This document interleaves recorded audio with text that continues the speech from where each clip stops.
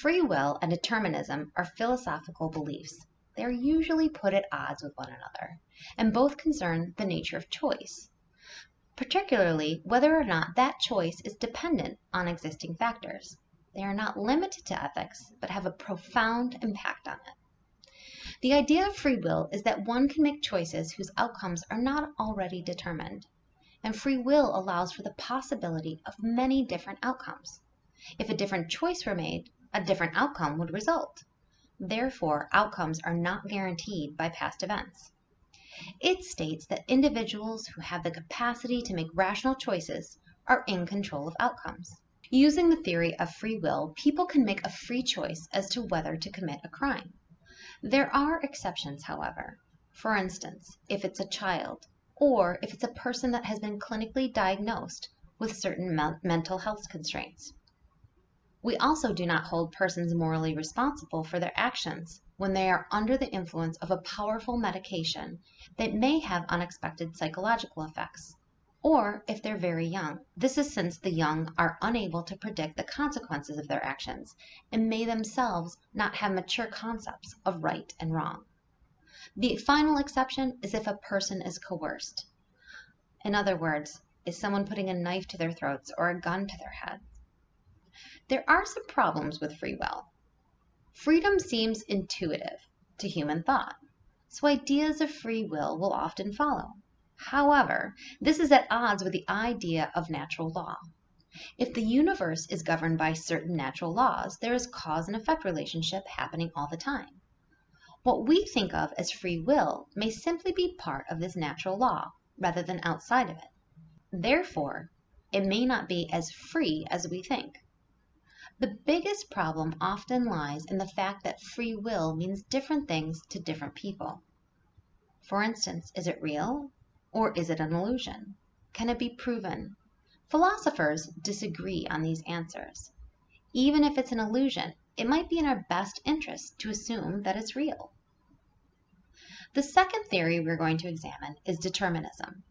Determinism is the idea that events are completely determined by existing causes. There are several types of determinism. One type is causal determinism, which refers to the cause and effect of natural law. Each effect has a cause before it, which has a cause before it, which has a cause before it, etc. Nomological determinism is the most common form of causal determinism. It is the notion that the past and the present dictate the future entirely and necessarily by rigid natural laws, and that every occurrence results inevitably from prior events. Predeterminism says that all events are determined in advance, and theological determinism says that the supernatural and not the natural determine all events. Typically, this is attributed to a deity, like a god. And fatalism is normally distinguished from determinism as a form of teleological determinism. Fatalism is the idea that everything is fated to happen so that humans have no control over their future. And finally, biological determinism, sometimes called genetic determinism, is the idea that each of human behaviors, beliefs, and desires are fixed by a human genetic nature. Now, determinism tends to conflict with our intuitive feelings of freedom and has implications on ethics. And we also need to ask if outcomes are predetermined. Can people be held responsible for themselves and their choices? If there are no true freedoms of choice, how can we make moral judgments which are themselves choices? A moral judgment might be that you should have done X instead of Y and implies that Y would lead to better outcomes, or a different outcome implies free will. For example, someone may be born with a predisposition to certain traits or behaviors.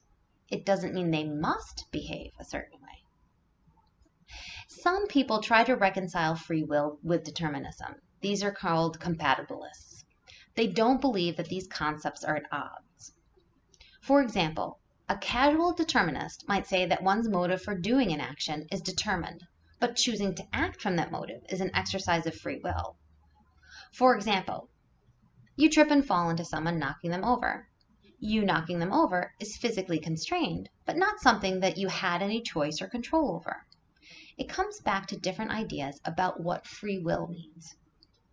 Many believe there's a dilemma between determinism and ethics, and making moral judgments might not be so cut and dry. Whether or not that's true, it's worth thinking about.